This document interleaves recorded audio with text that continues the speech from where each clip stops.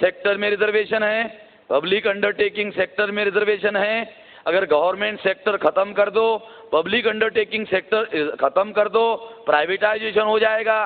Privatisation कर दो, privatisation में रिजर्वेशन है नहीं, इसीलिए रिजर्वेशन का सारा मामला ही खत्म हो जाएगा।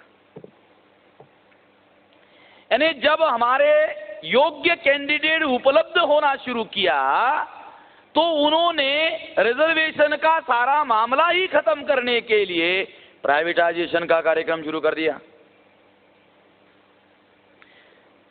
अदर बैकवर्ड क्लासेस के रेफरेंस में आपको बता दूं, अदर बैकवर्ड क्लासेस के लिए संविधान में SC ST के लिए जो आरक्षण उपलब्ध था वो आरक्षण कांग्रेस के लोगों ने उपलब्ध नहीं होने दिया।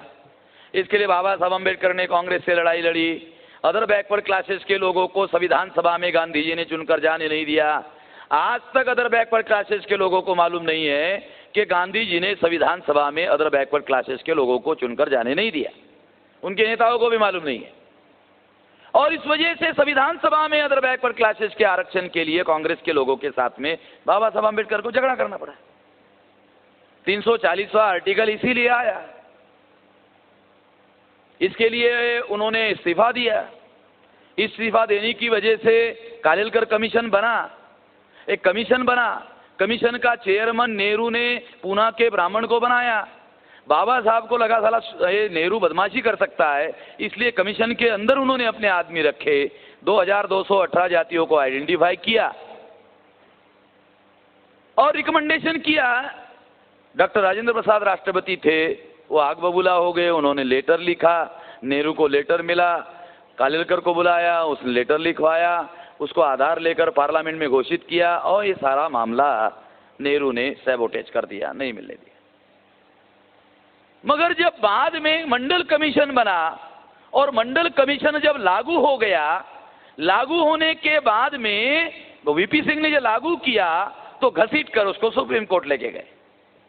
जब वो घसीट कर सुप्रीम कोर्ट लेके गए तो सुप्रीम कोर्ट का निर्णय 16 नवंबर 92 को लगा, और 89 को लास्ट फेज में मनमोहन सिंह और नरसिंह राव ये फाइनेंस मिनिस्टर बना और नरसिंह राव प्रधानमंत्री बना।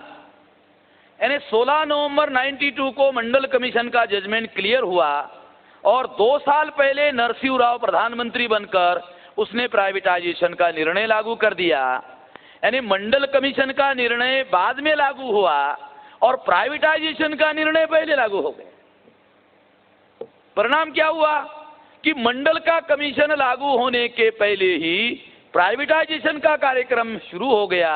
इससे बैकवर्ड क्लासेस के लोगों के मुंह तक आया हुआ निवाला, ये निवाला ऐसा खींच करके उन्होंने ये ले गए, ये मामला खत्म कर दिया। अभी करंट डेवलपमेंट क्या है? अरे मैंने आपको एग्जीक्यूटिव का बताया, विधिमंडल का बताया, जुडिशरी का बताया। प्रचार माध्यम के लोग क्या प्रचार करते हैं? प्रचार माध्यम के लोग प्रचार करते हैं कि आप लोगों के पास मेरिट नहीं है। मेरिट नहीं का मतलब है वो प्रचार करते हैं आप लोग नालायक है। ये भी रिजर्वेशन से संबंधित मामला है। मगर अभी जो करंट डेवलपमेंट है, आप लोगों ने बीजेपी पर गुस्सा निकाला और कांग्रेस को दिल्ली में चुनकर भेजा। आप लोगों ने ऐसा किया। अब कांग्रेस दिल्ली में गई, दिल्ली में जाने के बाद उसने पब्लिक अंडरटेकिंग सेक्टर का रिजर्वेशन समाप्त करने वाला बिल राज्यसभा में रखा। ये बहुत लोगों को मालूम नहीं है। अभी राज्यसभा में कांग्रेस ने पब्लिक अंडरटेकिंग सेक्टर का रिजर्वेशन समाप्त करने वाला बिल विधेयक रखा हुआ है, और राज्यसभा ने उसको छानबीन करने के लिए संसदीय समिति के पास भेज दिया। अभी वो विधेयक संसदीय समिति के विचाराधीन है। तो इधर हमारे पास खबर आई, तो अभी हम लोगों ने प्लान बनाया कि सारे देश भर में पब्लिक अंडरटेकिंग सेक्टर का रिजर्वेशन समाप्त करने के विरोध में हम लोग वामसेप के द्वारा, मूल्यवासी कर्मचारी कल्याण महासंघ के द्वारा, मूल्यवासी संघ के द्वारा, ये सारे देश भर में हम लोग अपना धरना प्रदर्शन का कार्यक्रम जल्दी ही शुरू करने वाले हैं। जल्दी ही अभी कार्यक्रम घोषित हो जाएगा, और इसके लिए अभी जो महिला सम्मेलन हुआ तो महिलाओं को थोड़ा सा ये जो अपना पदर होता है इधर जरा बांध बांध करके रेडी रहना चाहिए कि उधर बांध करके उधर धरना प्रदर्शन के लिए तैयार होना चाहिए। और भी लेडीज़ को करना होगा। वो क्यों करना होगा?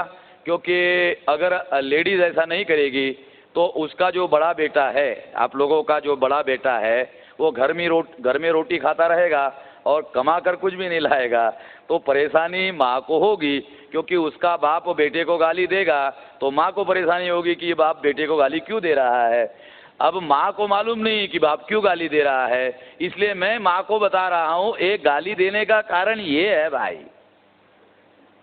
तो माँ को पदर बांध करके अभी धरना प्रदर्शन के लिए सामने आना पड़ेगा, नहीं तो समस्याएं खत्म नहीं होने वाली। तो ये धरना प्रदर्शन का जो कार्यक्रम है ये जल्दी ही हम लोग शुरू करने वाले हैं। तो साथियों, ये जो पब्लिक अंडरटेकिंग सेक्टर का रिजर्वेशन समाप्त करने का जो मामला है, क्योंकि दो जगह रिजर्वेशन है, government sector, public undertaking sector. Government sector का तो मामला लगभग उन्होंने समाप्त कर दिया है, अभी रहता है पब्लिक अंडरटेकिंग सेक्टर का। अगर विधेयक पास हो गया तो मामला 1 साल के अंदर रिजर्वेशन जीरो हो जाएगा, पूरी तरह से जीरो हो जाएगा। ये सारा मामला देश में चल रहा है।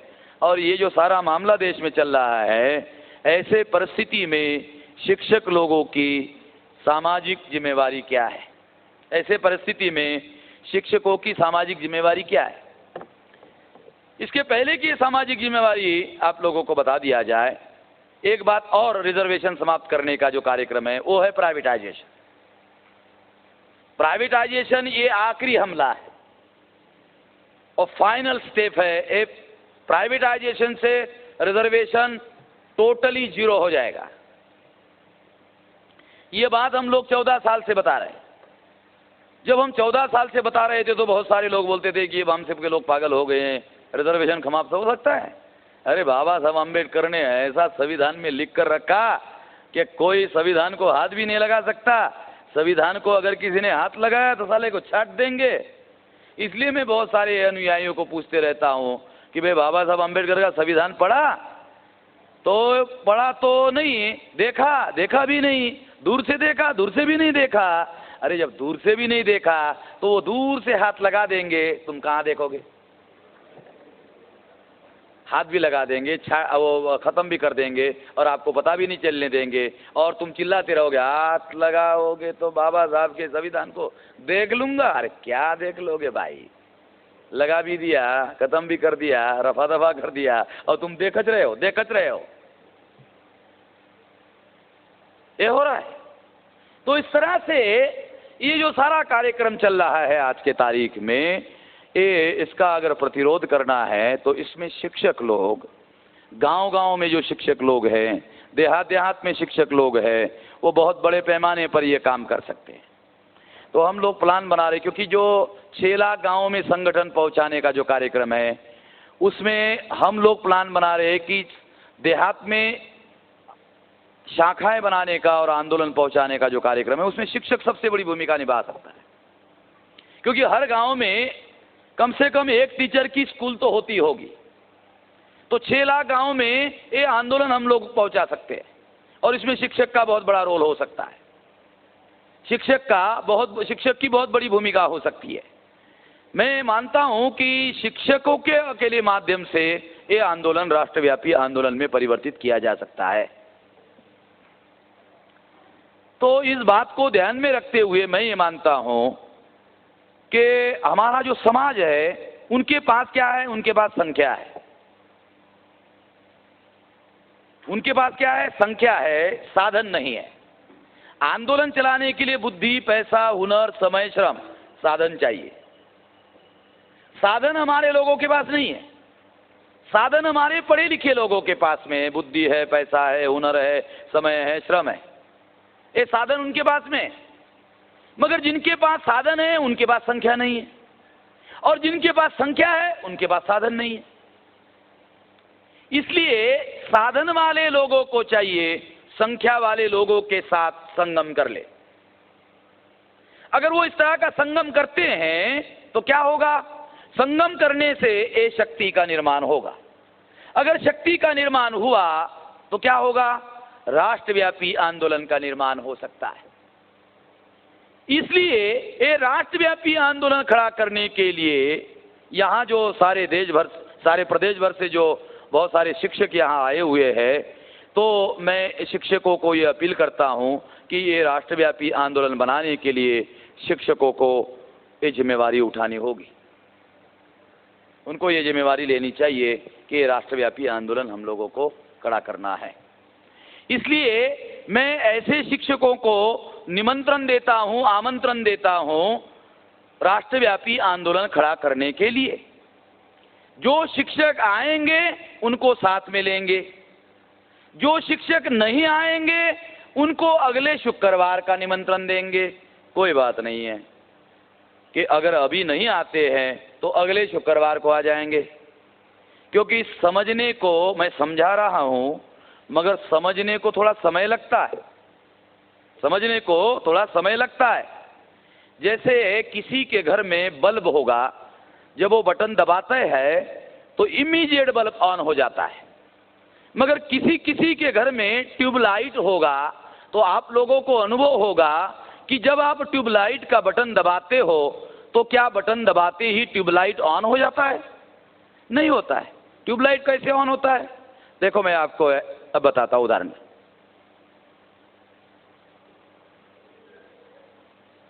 ऐसा जलता है ट्यूबलाइट, यानी ट्यूबलाइट जो है वो एकदम से नहीं जलता, ट्यूबलाइट जलने को समय लगता है। इसी तरह से मैं समझा रहा हूं मगर समझने को समय लगता है। मैं समझा रहा हूं मगर समझने को समय लगता है। इसलिए शुक्रवार को अगर नहीं आए तो जुम्मे को आ जाओगे, क्योंकि शुक्रवार को मुस्लिम लोग जुमा कहते हैं। अगर शुक्रवार को नहीं आओगे तो जुम्मे को आ जाओगे, अगर जुम्मे को नहीं आए तो अगले साल के जुम्मे को आ जाओगे। अगर अगले साल के जुम्मे को नहीं आओगे, चलो मान लिया नहीं आओगे, कहाँ जाओगे? ठीक है, नहीं आओगे, कहाँ जाओगे? अगर इधर गए तो अटल बिहारी जूता लेके खड़ा है, अगर इधर गए तो सोनिया गांधी जूती लेके खड़ी है, इधर गए तो जूता खाने को मिलेगा, इधर गए तो सोनिया गांधी की जूती खाने को मिलेगी। अगर जूता और जूती खाने के बाद आना चाहते हो, नो ऑब्जेक्शन, आना जरूर होगा। आना क्यों जरूर होगा? क्योंकि समस्याएं हमारी है तो समाधान भी हमको ही करना होगा। आना क्यों जरूरी है? क्योंकि समस्याएं हमारी है तो समाधान भी हमको करना होगा। समस्याएं हमारी और समाधान अटल बिहारी। समाधान अटल बिहारी करने वाला नहीं है। क्यों नहीं है? क्योंकि जो समस्याएं पैदा करते हैं वो समाधान नहीं किया करते। इसलिए साथियों, अगर आप अपना उद्धार करना चाहते हो तो उद्धार करने का एक ही तरीका है, वो तरीका है स्वोद्धार। स्वतः का उद्धार करना होगा।